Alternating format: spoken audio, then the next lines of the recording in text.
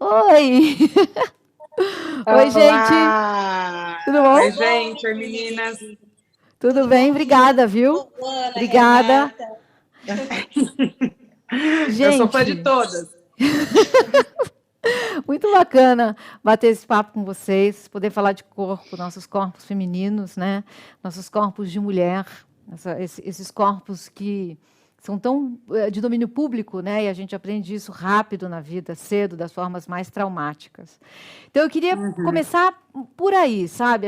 Nós mulheres, a gente aprende das formas mais traumáticas, né? Que os nossos corpos são públicos. A gente vai na rua e as pessoas se sentem no direito de falar a respeito deles, de mexer com eles, às vezes até de tocar neles, né?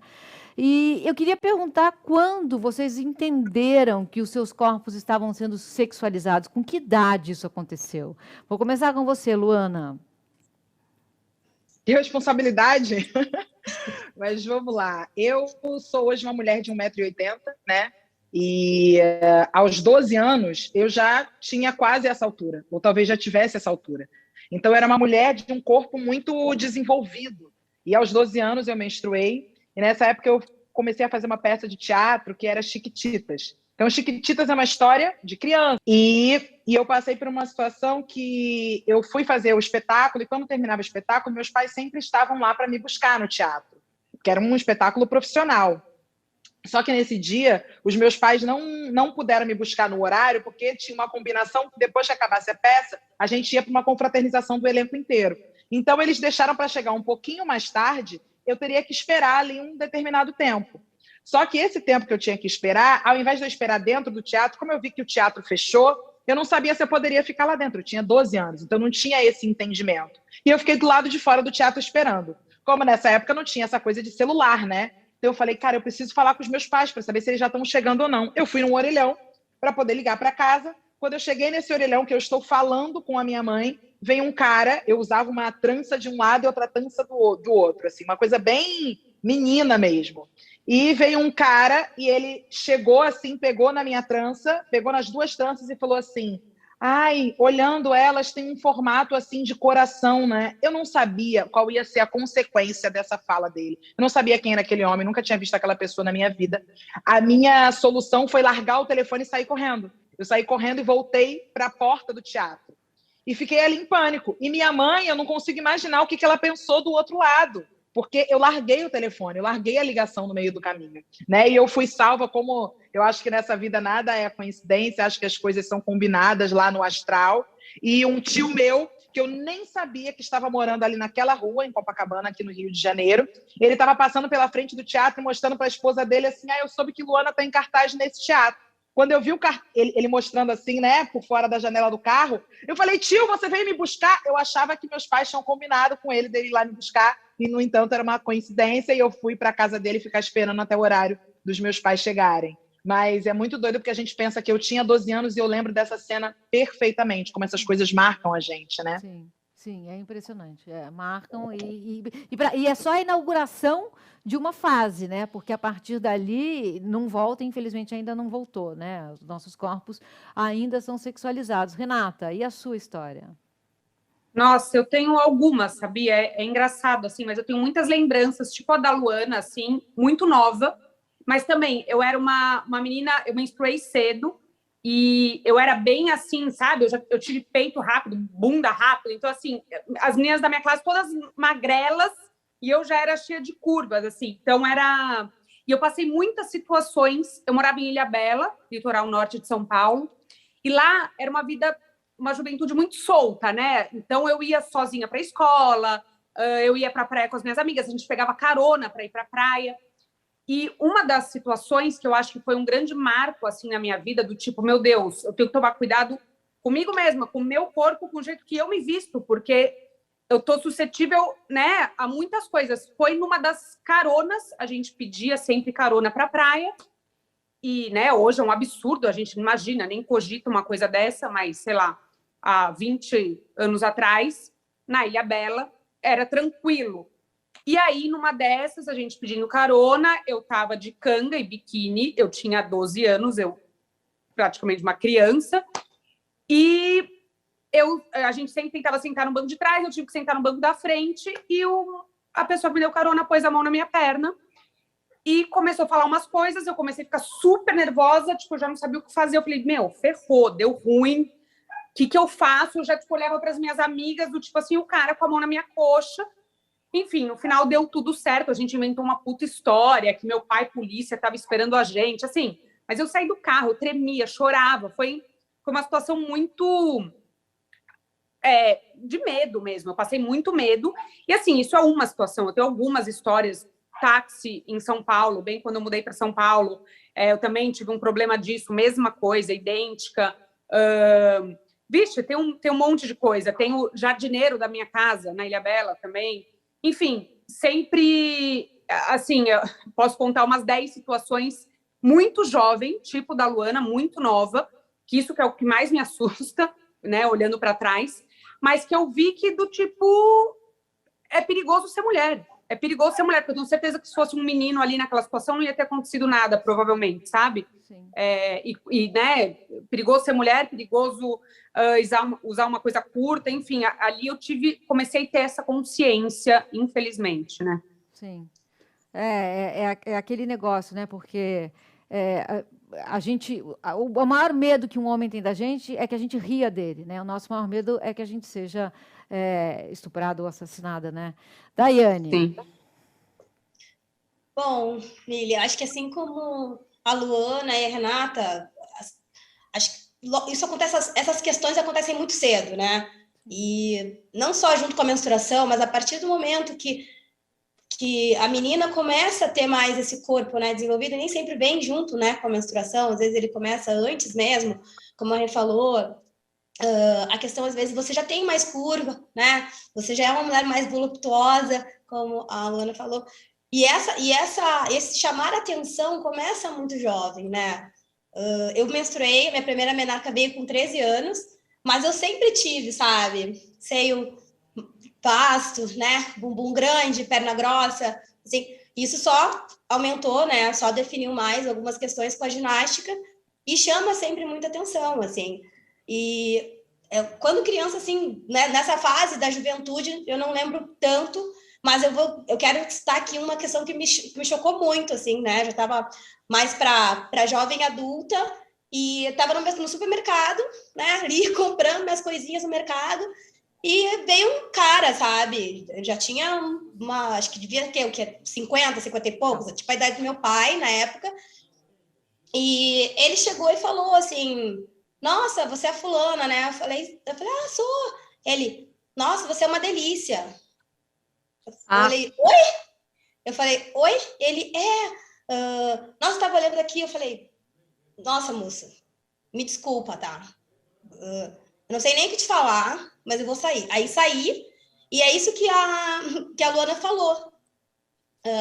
E eu acho que isso não vai da roupa, né? A gente tem que se privar de usar uma roupa, a gente tem que se privar de estar no lugar fazendo uma compra, né? Uma menina de 12 anos usando, naquela época, como a Luana citou, um orelhão, né? Mas hoje um celular ali. Não pode usar um biquíni, uma canga, porque o estágio primitivo, né?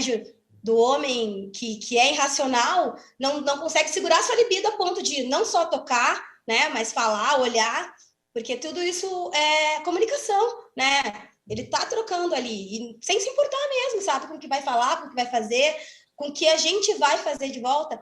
E a tendência é a gente se assustar, como a Luana falou, ela era muito jovem, mas isso acontece até hoje. Eu acho que tem coisas que acontecem tão assim, que a gente não acredita que é capaz de um ser humano, né, de um homem fazer uma coisa dessas, né? Eu falo que é totalmente irracional, acho que nem os animais, né, às vezes agem como às vezes o homem age, olhando uma mulher, independente da roupa dela, independente de como ela tiver, não interessa, sabe? É aquela questão do respeito mesmo, que falta muito.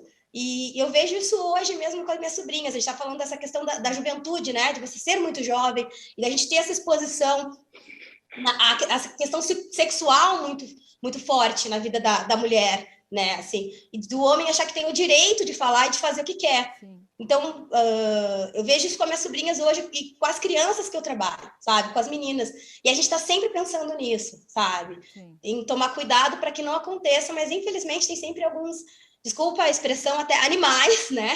Tô até ofendendo os animais nesse ponto, né? Nesse caso, né? Que agem dessa forma. Sim. Você sabe que é curioso, porque eu, conversando com a Amara Moira, né, que é uma mulher trans, ela me disse que a primeira vez que ela saiu como mulher na rua, e ela já tinha quase 30 anos, foi para ela um choque descobrir que as pessoas se sentiam no direito de tocar o corpo dela, de falar com ela, de mexer nela, de qualquer coisa, entendeu? E ela, que tinha vivido dentro de um corpo de homem até ali, nunca tinha passado por nada assim, que foi algo que mais chocou ela. E aí, recentemente só eu fui aprender que, assim, violência sexual não é sobre sexo, né? É sobre poder. É uma tática de guerra. Só fala sobre poder, né? Sobre o poder que a sociedade, ali representada por um corpo masculino, tem sobre nossos corpos, que a gente aprende muito cedo na vida, né? Todas nós, mulheres cis e mulheres trans, a gente aprende muito rapidamente o que é isso, né? E aí o que acontece? A gente internaliza esse opressor, né? Que vai dizer para a gente assim, essa roupa não, agora sim não. Sim. Né? Então, a essa hora não. A essa hora não pode.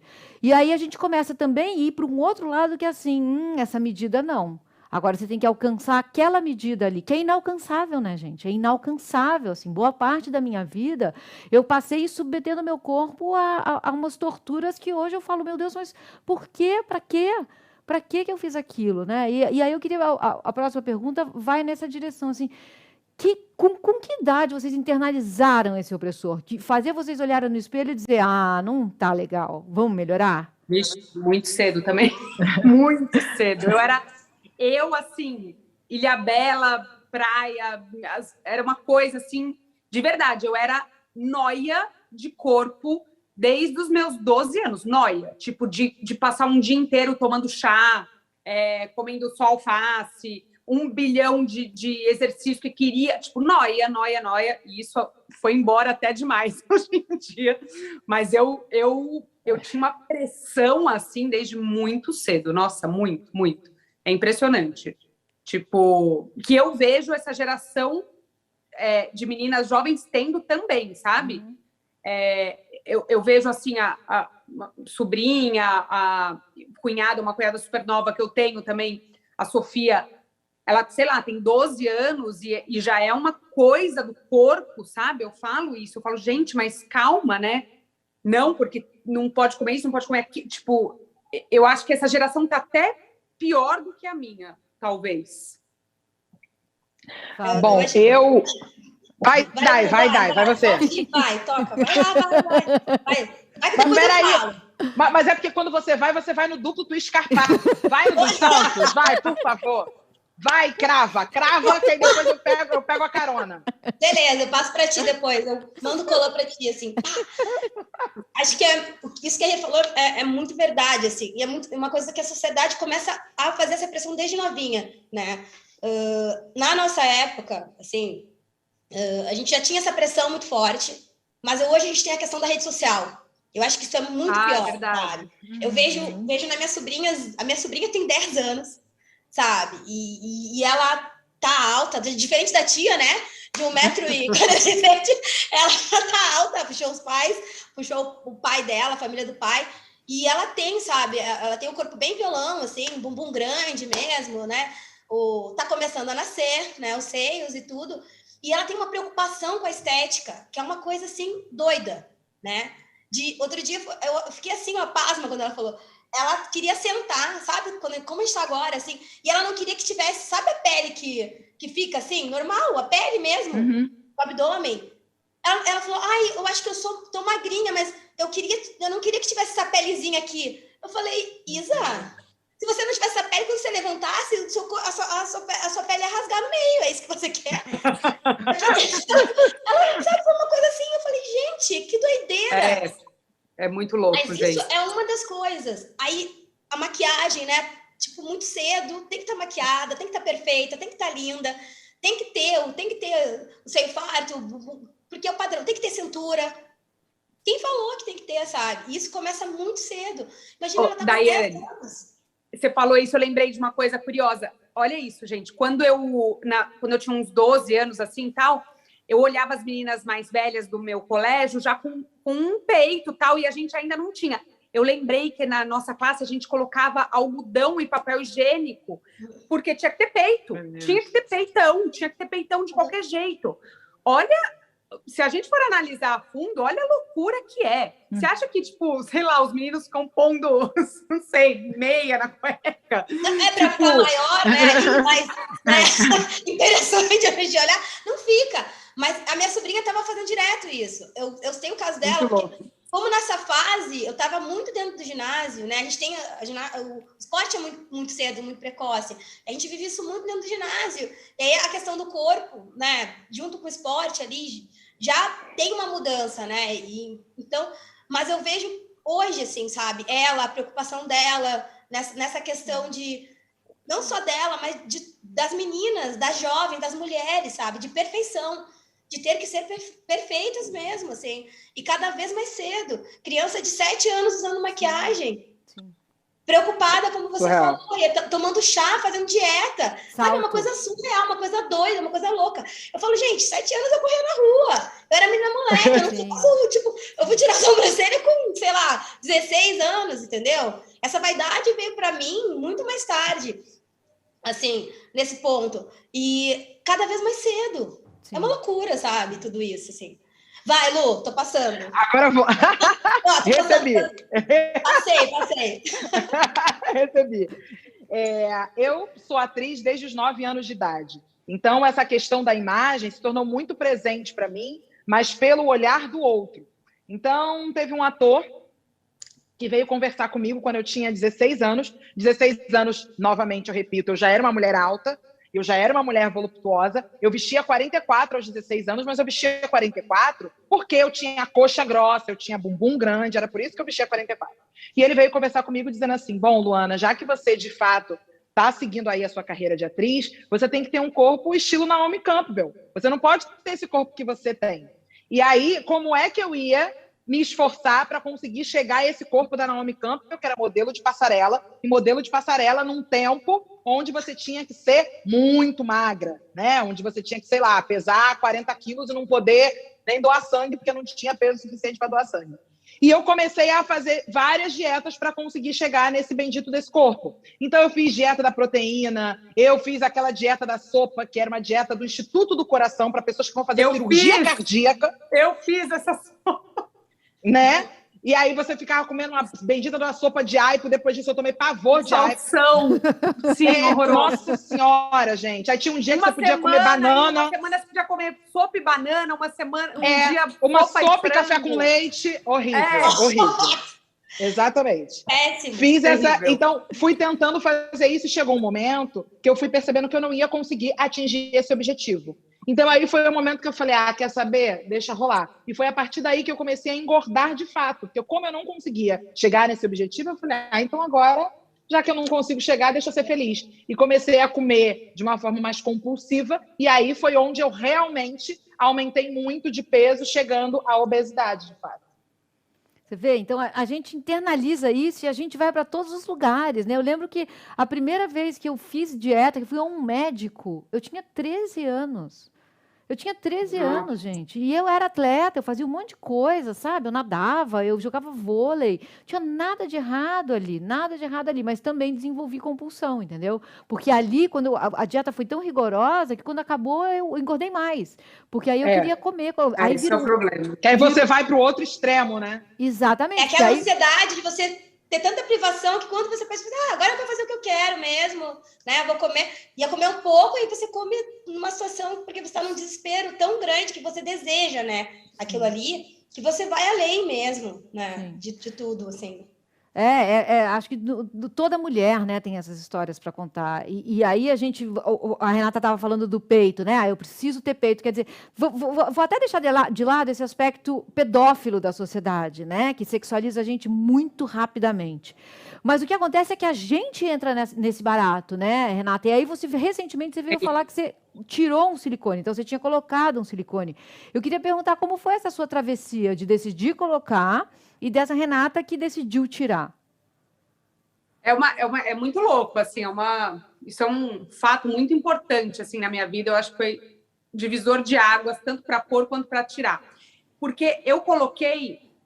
É muito estranho o que eu vou falar, mas é a verdade. Eu tinha acabado de passar por uma tragédia, assim, na minha vida. Eu perdi um namorado e eu tinha... Quantos anos, meu Deus? 20, sei lá, 20 e poucos anos. E naquele auge da merda ali, eu decidi pôr silicone. Do nada. Simplesmente uma menina, não tinha nada de errado comigo, não era, né? Porque eu acho que tem pessoas que querem pôr silicone por questões que eu super, né? O seio incomoda muito, sei lá, caído, não sei. Aí uma questão estética de cada um, ok. Eu não tinha nenhum problema estético, nunca me incomodou, mas era pequeno, não tinha um peitão. E um dia eu me olhei no espelho e falei, eu não tenho peitão, eu tenho que ter peitão, tu não tem peitão, eu não tenho peitão. Bom, no meio daquilo, meu namorado tinha falecido fazia, sei lá, 3 meses, 4 meses, e eu coloquei silicone. Bom, eu lembro, assim, 2 dias depois, eu me olhando no espelho com uma bola, simplesmente se acorda e você tem 2 coisas que nunca te pertenceram. E foi muito estranho para mim, foi um choque. Eu falei, gente, que é isso? Duro, que coisa esquisita, eu não conseguia levantar o braço. Já começou uma bad muito rápido, assim.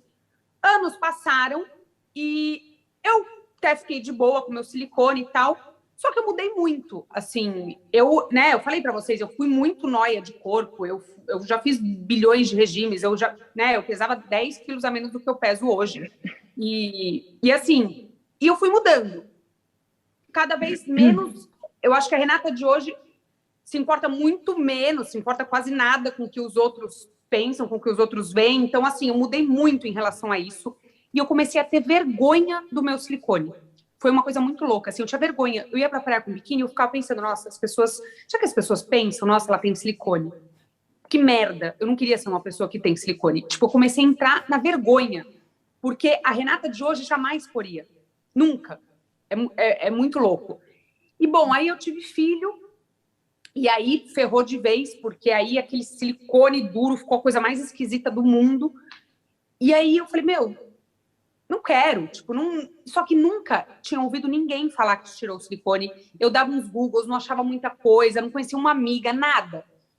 Aí um dia na minha obstetra, na minha médica, o marido dela é cirurgião plástico. Eu virei para ela e falei, Vivian, eu posso tirar meu silicone? Isso dá? Isso rola? Ele olhou para mim e falou, você quer tirar? Eu falei, quero. Dá? Ela falou, acho que dá, vamos chamar o doutor Gustavo aqui na hora. Ela já chamou o marido entrou. Eu falei, Gustavo, dá para tirar?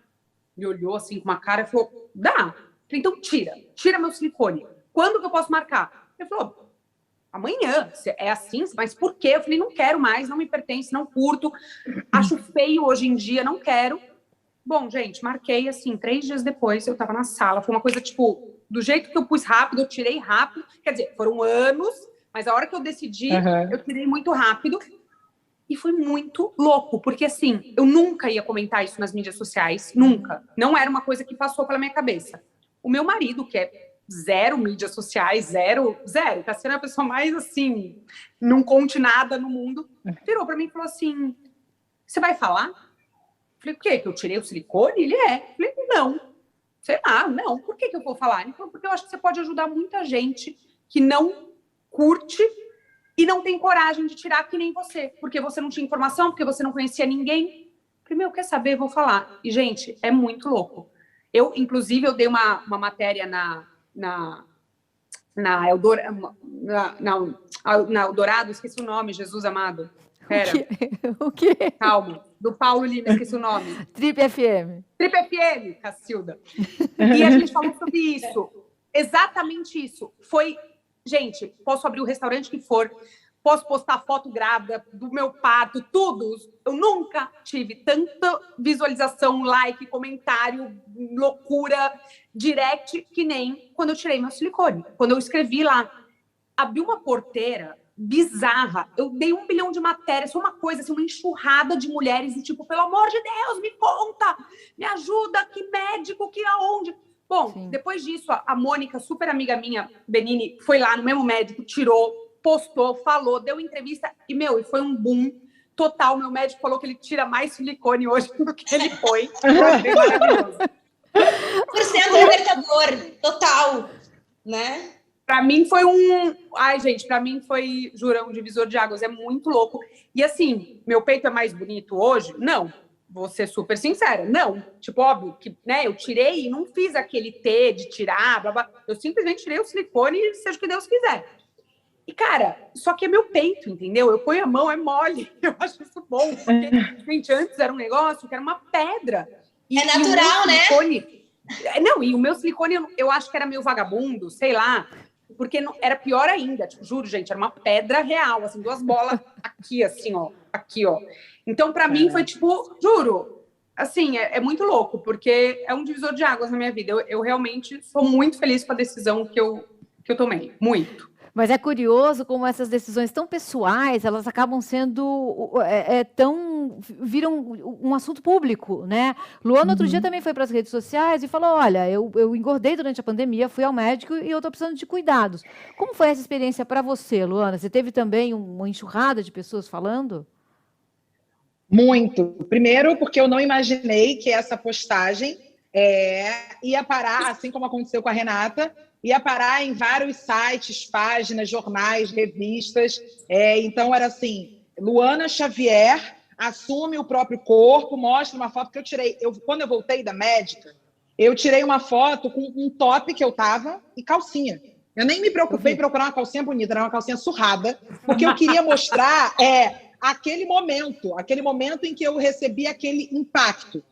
Qual foi o impacto? Olha, eu já cheguei na médica com vários exames, porque eu falei, eu sei que ela vai me pedir um monte de exame, então eu já vou fazer. Fiz exame de sangue, fiz aquela ultrassonografia do abdômen, fiz um monte de coisa. Eu cheguei lá e o diagnóstico foi, bom, se você já estava hipertensa, agora a gente vai ter que mudar o seu remédio, que você vai precisar de uma dosagem maior, porque a sua hipertensão ela se agravou, e você entrou agora no campo da pré-diabetes.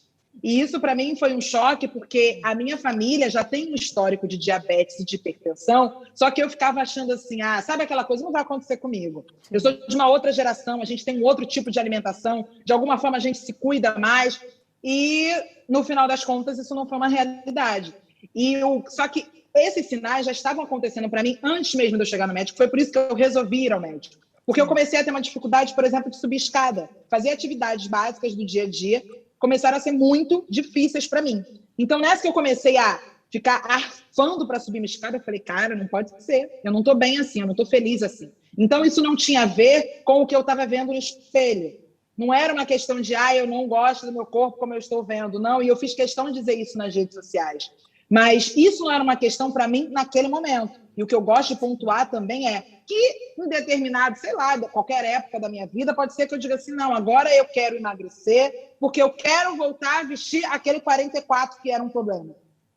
Pode ser, mas isso é uma escolha muito pessoal. O que eu bato na tecla o tempo inteiro é que isso não pode ser imposto pelo outro, isso não pode ser imposto pelos outros, assim como me impuseram lá que eu tinha que ter o corpo da Naomi Campbell.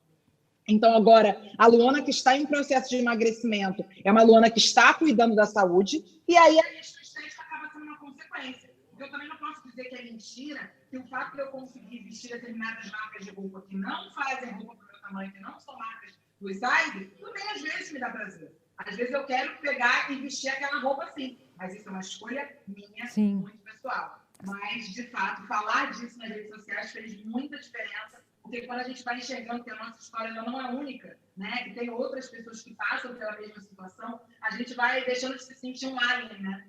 Então, tudo bem eu estar nesse processo, tudo bem eu estar buscando o emagrecimento por conta da minha saúde, já que eu sempre...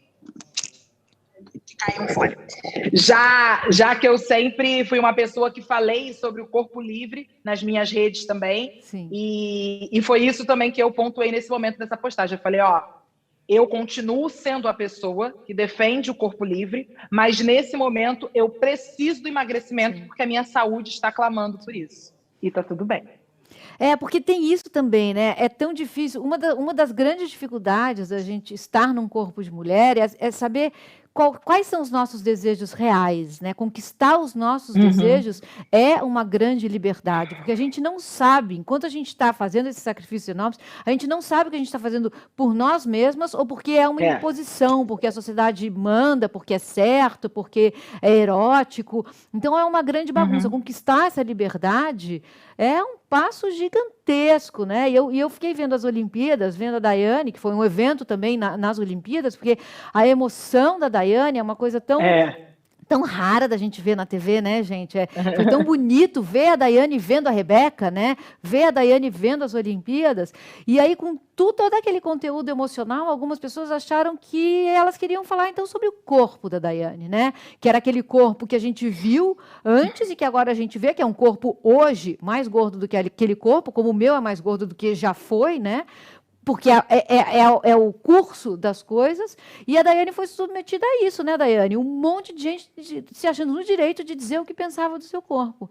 E eu queria te perguntar o seguinte, o que esse corpo dessa Daiane de hoje tem de muito melhor do que aquele corpo da Daiane que pulava e saltava, enfim, que emocionou a gente também, mas de um outro jeito? Bom, acho que como a Lu falou, as pessoas ligam muito essa questão de você ser magro com você ser saudável, né? Vamos separar uma coisa da outra? Não tem nada a ver, né? Tem vezes que realmente, né, as pessoas se cuidam e elas comem bem, e essa é a ideia, né? Que você coma bem e que, através da sua alimentação, da atividade física, de um sono bom, tomando água, muitas coisas, você consiga ter um corpo saudável, né? E melhor que um corpo saudável é uma mente saudável, para começar, né? E teve toda essa questão dessa transição, né? Porque quando a gente é atleta, tu falou muito bem, Emília, a gente tem um corpo e assim, a atividade física, quando a gente é muito alta. Imagina, eu treinava de 8 a 9 horas por dia e depois ainda fazia parte física, ainda musculação. Então, ao total, dá-lhe umas 10 horas. Então, por mais que eu vá para uma academia agora, né, e meu corpo agora que começou a adaptar, agora que ele começou a entender. Imagina, a gente vai fazer 9 anos que eu não treino, né, que eu parei de treinar. Agora que o meu corpo começou a entender que eu não sou mais atleta. Que 1 hora e meia, 2 horas de treino tá ok para ele, entendeu? Atividade física. Antes ele não falava, nem aqueceu ainda. 2 horas ele nem aqueceu, entendeu? Enfim, essa questão, realmente as pessoas, elas têm essa imagem que você precisa ter esse corpo magro, né? Que você tem que ter aquele padrão, que você tem que estar naquela caixinha que as pessoas te colocam ali. Em vez de elas olharem o que realmente importa, o que realmente interessa, no meu caso, eu passar a imagem da Rebeca, dos atletas, né? A Lu passar toda a arte dela através da interpretação, Renata através da gastronomia, né? Mili através das apresentações, de estar aqui trocando com as pessoas como apresentador. As pessoas, elas entram naquele modo de olhar para você e querer dizer para você como você tem que ser, né? E assim, eu vi várias coisas, não foi agora só, né? Já teve outras, desde memes, né? Tipo, antes era duplo twist carpado, hoje é duplo twist cheeseburger carpado. Mas aí eu vou muito naquela linha que a Lu falou, assim.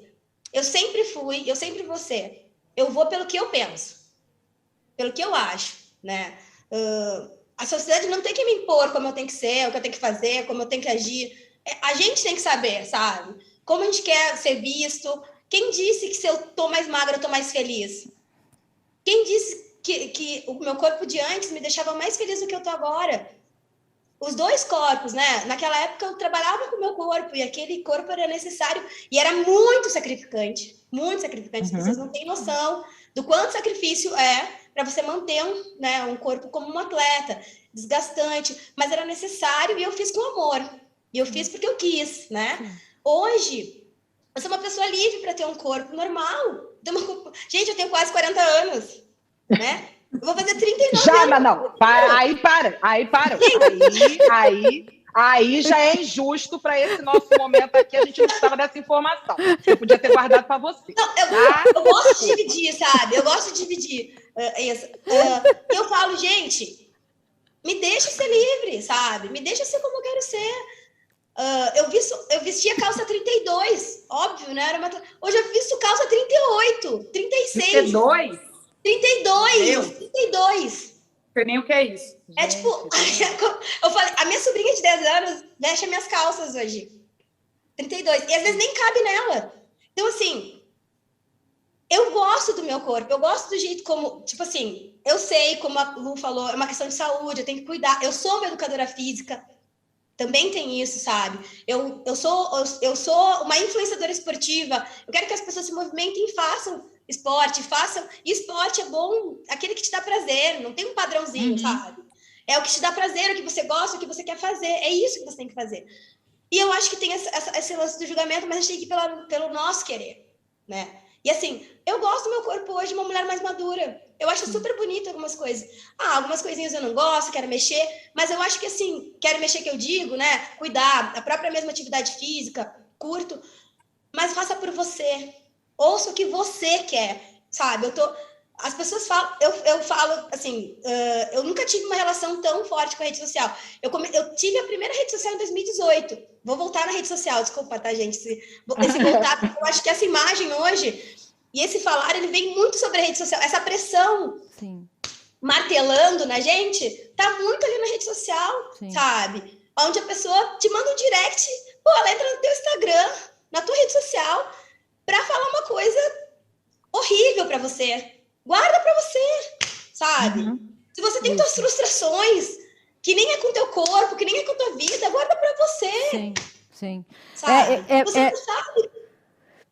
Na rede social eu falo, gente, quer falar mal, fala pelas costas. Não dá pra falar pelas costas, não dá pra falar no murmurinho. Assim, aplica na tua vida, né, Mili? Você quer ter uma vida super... Fala na tua vida. O que você tem a ver com a vida? Vai lavar uma louça. É verdade, sabe, gente? E assim, claro que é difícil. Tem momentos, e vai muito da gente eu acho que com a gente muito bem, a gente tem que estar com a nossa autoestima lá em cima mesmo, sabe? Para você passar por esse julgamento. E seja você... E aí a gente vai naquela questão que o ser humano nunca tá contente. Quando você tá magro demais, porque a gente já viu muitas pessoas serem julgadas por estarem magras demais, né? Ou quando você tá gordinha demais, é uma doideira tudo isso, sabe? Mas esse julgamento, ele é muito forte sempre, na mulher, né? Esse bater forte é sempre muito em cima da mulher. Só da mulher. Exato, eu ia falar isso agora, porque assim, o machismo faz com que essas decisões tão pessoais, né? Como eu quero que o meu corpo seja, como eu me sinto bem dentro do meu corpo, é uma decisão pessoal, é nossa.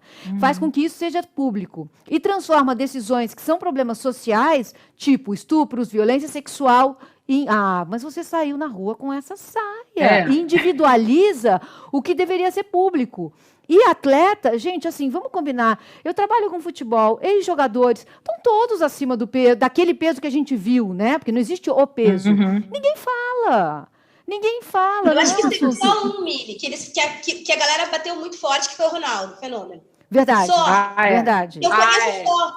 Ele foi o único, né? Mas como tu disse, como tu citou agora, muitos outros estão e passaram e tiveram, estão ainda. Né? Mas o único que eu lembro, assim, quando vem da minha memória, é só o Ronaldo, só o fenômeno, né? Foi massacrado também, né?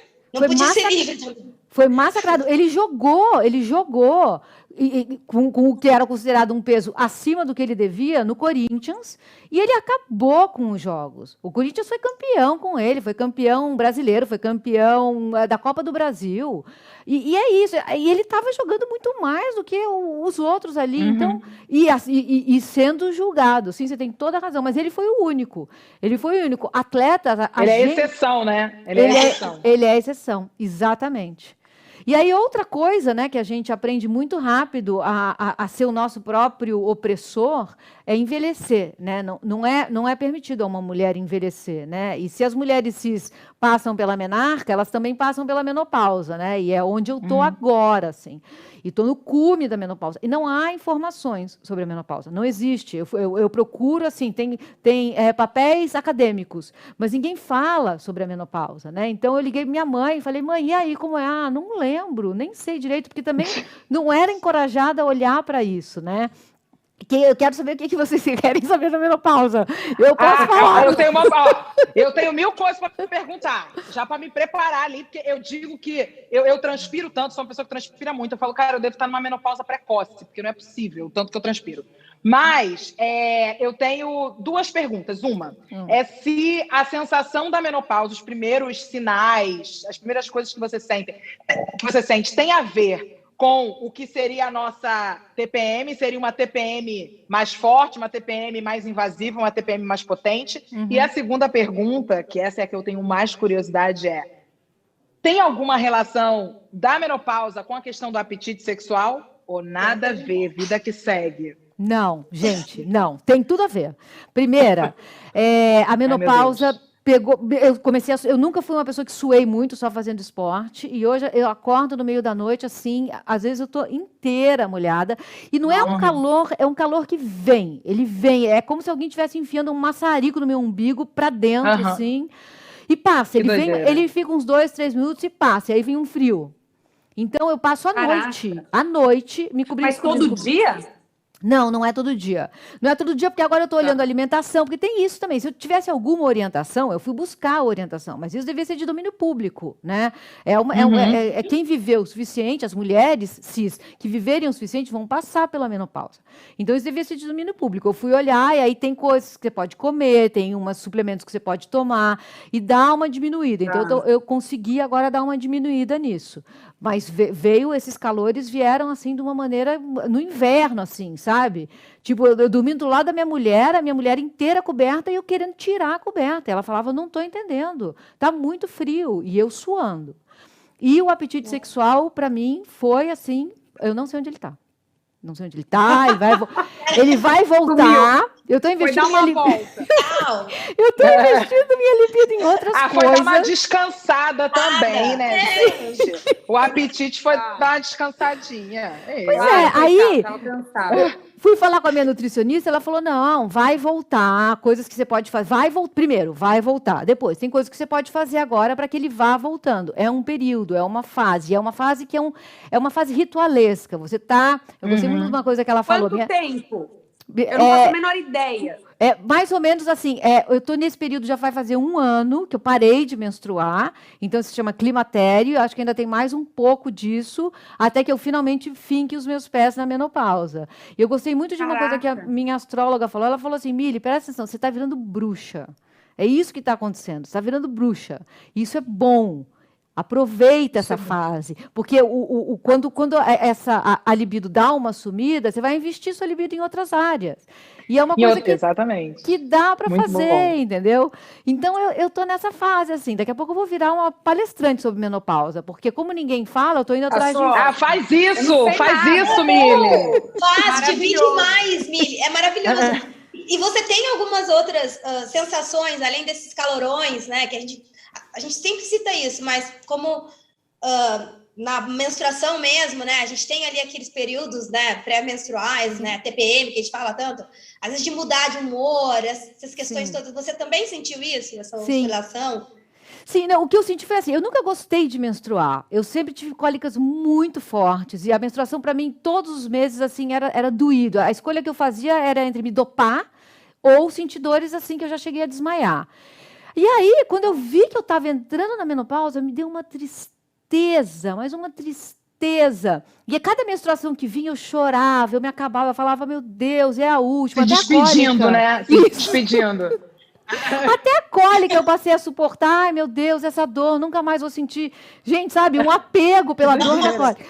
Mas eu fiquei triste, eu fiquei melancólica, eu fiquei mais introspectiva, sabe? Coincidiu de ser no meio da pandemia, então eu fiquei muito sozinha.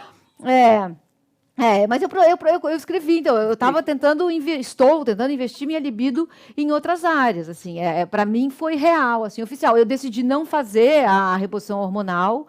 Eu fiquei com medo de fazer. Tem muitas amigas minhas que fazem, estão fazendo, já fizeram, mas é no caso a caso. Eu acho que aí sabe, e procurar, quando estiver entrando, assim, quando começar a sentir a menstruação falhando, acho que é procurar falar com profissionais e saber o que vai fazer. Eu optei por não fazer a reposição hormonal, mas tem muita gente que faz e se sente bem.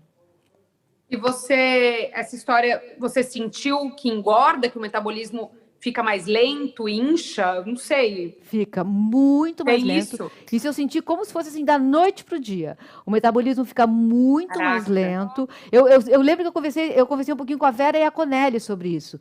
E ela falou que ela achou que ela estava ficando louca, que é uma preguiça. E eu, gente, assim, a preguiça já está em mim, ela faz parte de mim. Então agora, nossa, todo dia que eu consigo colocar os 2 pés para fora da cama, eu faço assim, ó. É uma vitória. É uma vitória. Então tem sim, o metabolismo muda bastante.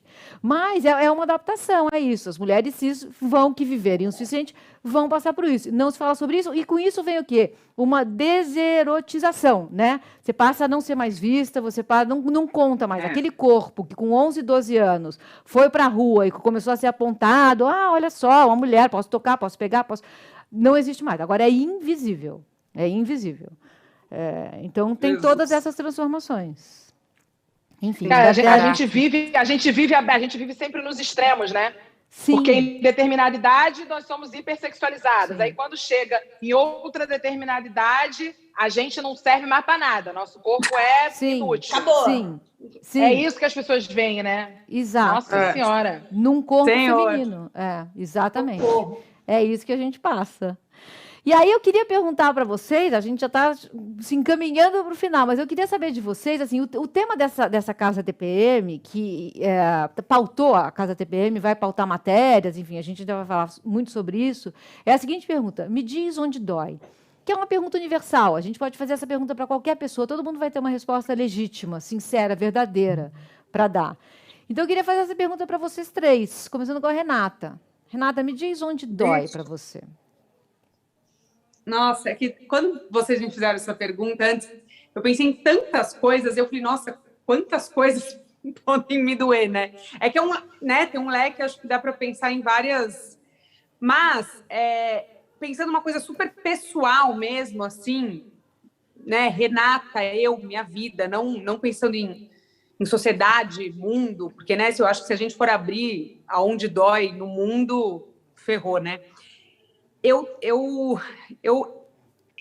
agora mais velha, assim, com 2 filhos, eu cheguei a uma conclusão que me doeu muito, que eu só consigo estar feliz pensando num próximo projeto, numa próxima coisa. Então, que eu vivo muito pouco o presente, eu estou sempre pensando lá na frente, e então eu cheguei à conclusão que eu me auto-saboto, que a minha hiperatividade é uma autossabotagem. Foi essa conclusão que eu cheguei. Que a minha hiperatividade tem uma coisa muito boa, porque eu construo muita coisa, eu crio muita coisa, eu faço acontecer as coisas, e eu sempre, né, eu realmente acho isso bom em mim, mas eu acho que eu hoje percebi que eu tenho esse perfil porque eu mascaro muita coisa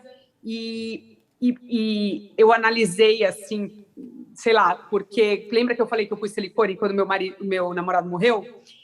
É isso, entendeu? Eu tapo um buraco criando uma história, inventando uma coisa nova, e eu crio restaurantes e crio projetos e invento 1 milhão de coisas para não você vai atropelando, vai atropelando o sentimento, né? Para não se permitir atropelando e para ir já com a cabeça sempre lá na frente. Só que quando você tem filho, isso muda muito, porque você não quer que o tempo passe, entendeu? Quando você tem filho, você tem medo do futuro, você quer aquele bebezinho, é uma piração, enfim.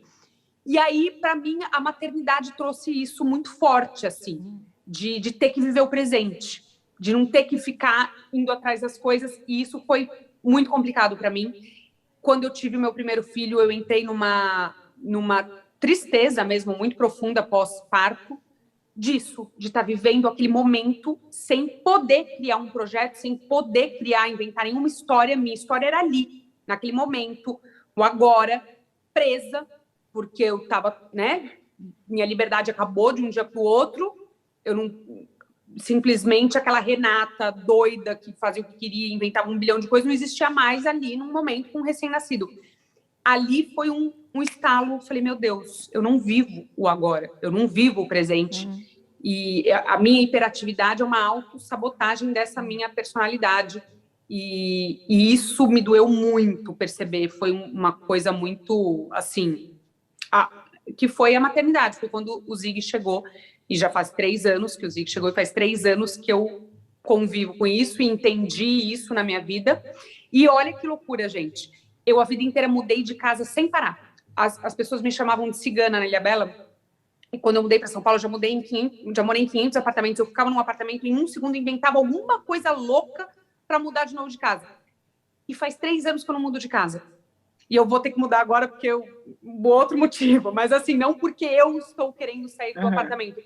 E eu falei, caraca, eu nunca fiquei na minha vida 3 anos num lugar. E isso quis dizer muito para mim, sabe? Eu estou conseguindo, isso era para falar para vocês, que por mais que isso seja né, complicado na minha vida, e isso me dói, eu estou conseguindo aos poucos, né, aquietar, e isso é um grande exemplo. Eu estou 3 anos num apartamento. O máximo que eu fiquei em um apartamento foi 1 ano, tá? 1 ano eu já embrulhava tudo, vum, já ia para outra, e assim, gente, troca tudo, troca a decoração, pinta de outra cor, enjoei dessa cor, sempre essa obsessão. Aliás, o Paulo Lima falou isso na entrevista, obsessão. Ele falou, Renata, você não acha que você é obsessiva? Eu falei, como assim? Ele falou, você tem uma obsessão por coisa nova. Eu falei, nossa, acho. Então é isso que me dói, esta obsessão. Luana. Eu estava jurando que o nosso tempo ia acabar e a gente não ia chegar nessa pergunta. Porque dizer onde dói, dizer onde dói. E eu tinha realmente evitado de entrar nesse assunto, porque é um assunto muito delicado para mim, e é o seguinte, se o corpo das mulheres é hipersexualizado na nossa sociedade, o corpo das mulheres negras é duplamente ou triplamente hipersexualizado. A sociedade enxerga o corpo da mulher negra como aquele corpo que está no samba, que é uma passista de escola de samba, enxerga o corpo da mulher negra como sendo aquela mulher boa de cama, né? Uma mulher quente por ser uma mulher negra. E com tudo isso, eu sempre tive esse corpo hipersexualizado e sempre visto pelos caras como uma pessoa apenas para esse momento, para o momento do coito. Com isso, aos 34 anos, eu tenho para dizer que eu nunca tive um relacionamento, porque eu sempre fui enxergada como essa pessoa, pronta apenas para o sexo. Então, onde dói é o fato de eu não ser enxergada como alguém que merece ser amada. É um corpo que é apenas visto para outras coisas que não o amor. Então, onde realmente dói é eu não ser enxergada como alguém que merece ser amada, que pode amar, que tem essa capacidade, ainda mais sendo uma mulher canceriana. Então, se tem alguma coisa que tem dentro de mim, é amor, é muito amor para distribuir. Não ter encontrado ainda esse amor é algo que me dói muito profundamente. Eu posso fazer uma pergunta? Você se identifica como heterossexual? Até o presente momento, sim. Isso eu estava falando isso hoje com a minha maquiadora, né? Eu dizendo para ela assim, cara, eu tenho um embate na minha cabeça, porque lidar com homens nessa sociedade que a gente vive, e vou especificar, sendo no Brasil, é muito difícil, Sim. porque o machismo, ele bate na nossa porta o tempo inteiro. Então, ao mesmo tempo, eu ter essa identificação sexual, ser para relacionamentos com homens, eu fico aqui, pensando assim, caraca, não podia ser, por que eu não consigo ainda preencher o meu prazer de uma outra forma? Porque eu não queria ter essa necessidade, sabe? Ou ter essa visão, enfim, essa identificação, mas infelizmente eu não tô ainda querendo sou puxar hétero. sardinha Eu digo isso. Não tô querendo puxar sardinha pro meu time, não, mas se você decidir mudar de lado, tem um universo de felicidades aqui no Mundo Sapatão. Tá? Eu tô sabendo disso e eu tô quase te perguntando assim, já que a gente perguntou sobre a questão da menopausa, eu quero te perguntar assim, Nili, tem uma, sei lá, uma cartilha que eu possa seguir para, de repente, essa identificação acontecer? Pelo amor de Deus, se tiver cartilha, me manda. Me chama quando acabar. Me liga. Quando acabar. Tá combinado.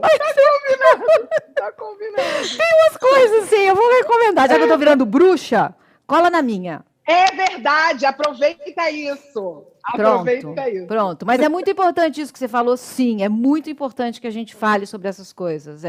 Essa sociedade heteropatriarcal que limita tanto a gente e não consegue ver a nossa beleza onde ela existe, onde ela de fato existe. Daiane, onde dói para você?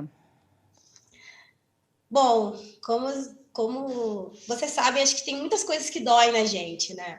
Mas acho que uma coisa que dói muito em mim é esse julgamento do perfeccionismo, né? E aí eu vou falar do respeito mesmo. Por vir da ginástica, a ginástica é um esporte que é perfeccionismo puro, né? É detalhista, a gente tem que estar perfeito o tempo inteiro, tem que fazer tudo perfeito. E eu sou muito perfeccionista nas coisas que eu faço. Então, me dói muito quando não sai exatamente como eu gostaria que saísse as coisas. E aí eu vou para esse julgamento da sociedade que a gente falou tanto aqui, né?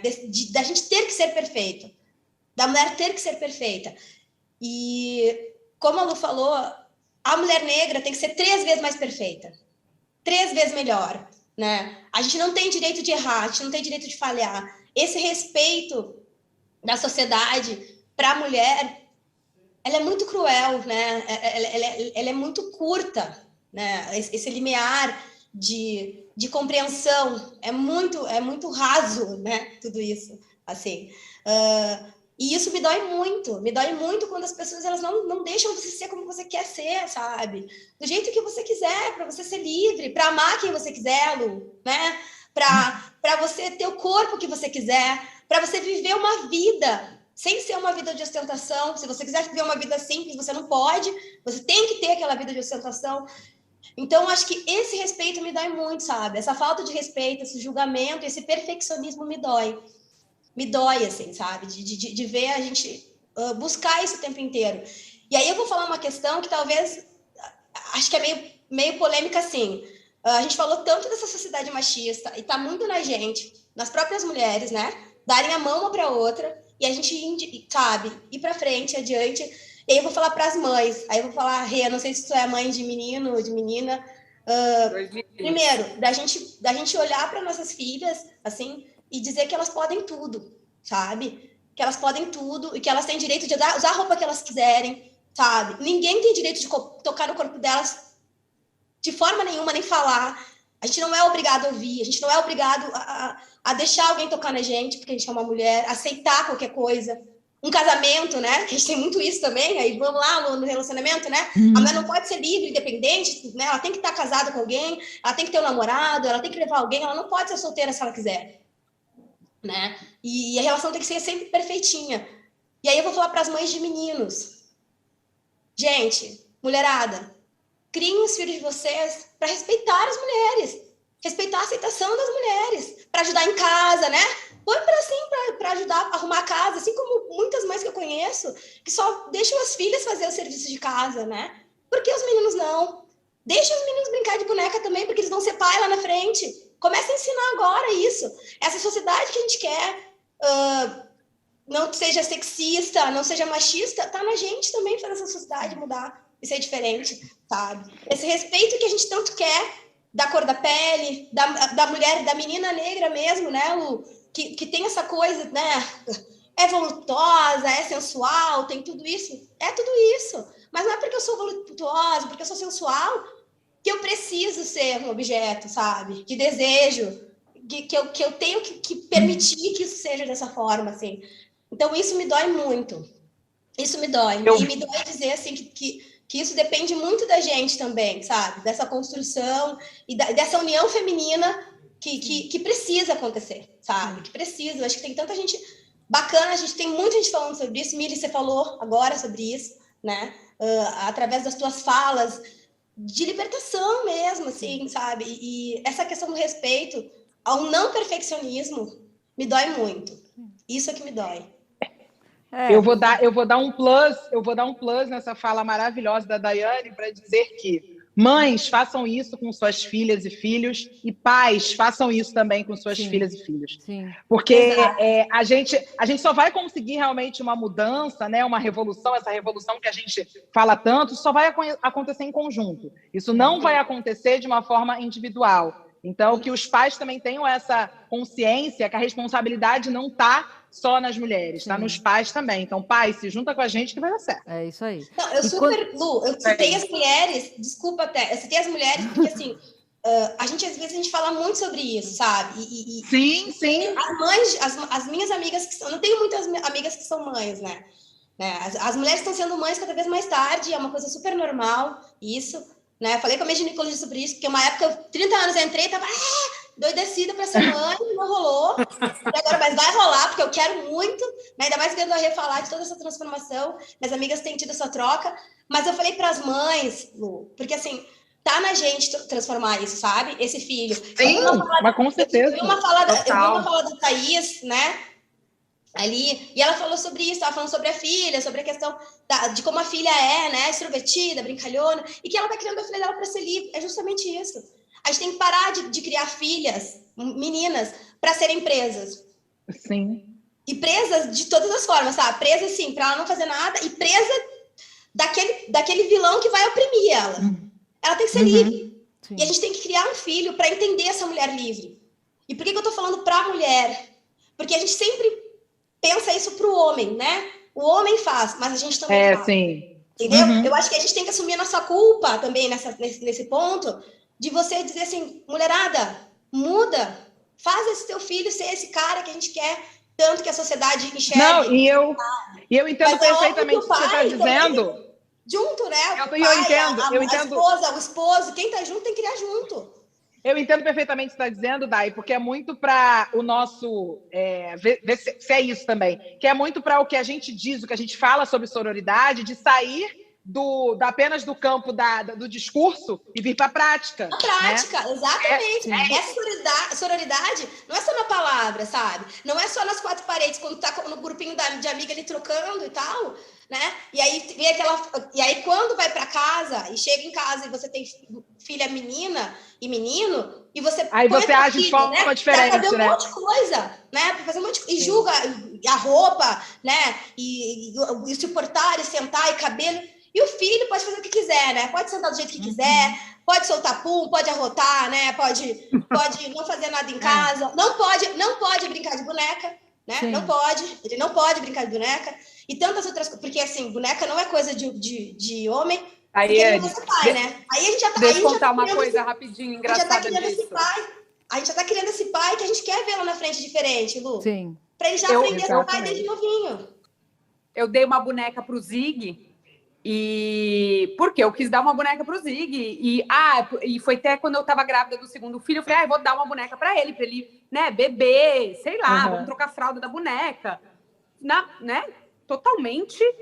E, gente, um dia fazendo um story, saiu ele lá com a boneca. E ele realmente abraçou a causa, coisa mais bonitinha do mundo. Trocava a fralda, enfiava a chupeta, que era justamente a minha intenção com a brincadeira. Eu tava, assim, amando.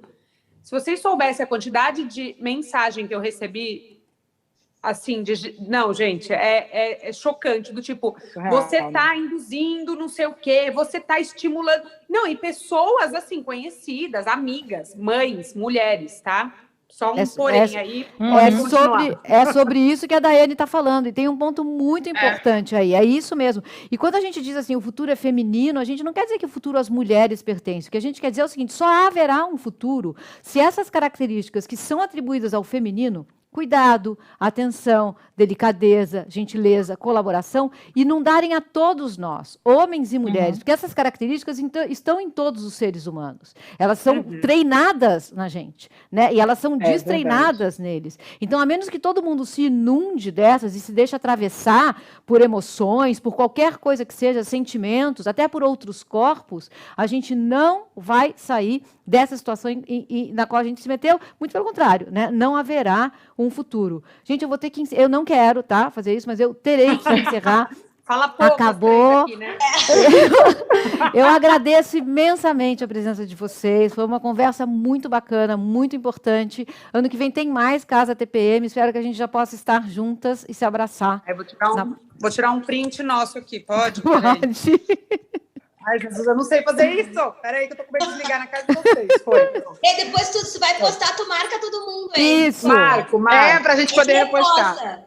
Tchau, Tá bom. gente. Obrigada, tá? Obrigada. Obrigada. Obrigada, Milha. Tchau, tchau. Adorei. Sou canceriana também. Ah, caiu já, gente.